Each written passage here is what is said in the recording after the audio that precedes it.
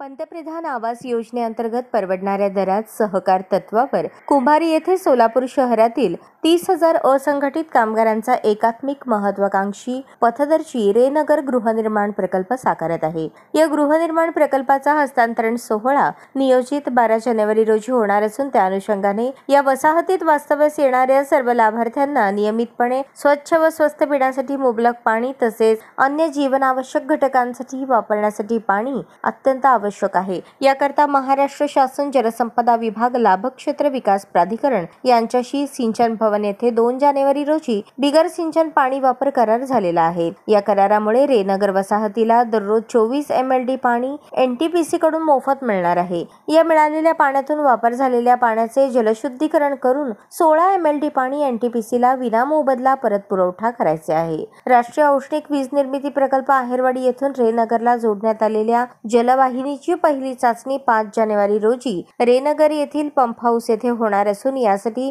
संबंधित अधिकारी, कर्मचारी आणि फेडरेशनचे सर्व पदाधिकारी उपस्थित राहणार असल्याची माहिती दिली।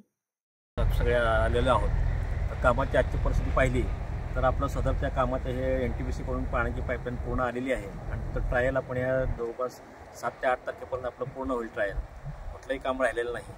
सदरचं काम हे पूर्ण होण्याकरता आपल्याला खरं तर एप्रिल 2024 पर्यंतची मुदत होती, तर कुठलीच आपण त्यात हे काम वेळेमध्ये पूर्ण करून घेतोय। यासाठी अनेक विभागांनी आपल्याला सहकार्य केलेलं आहे। इरिगेशन असेल, NTPC असेल, MSEB आहे, सगळ्या आणि महत्त्वाची म्हणजे महत्त्वाची भूमिका म्हाडांनी बजावलेली आहे।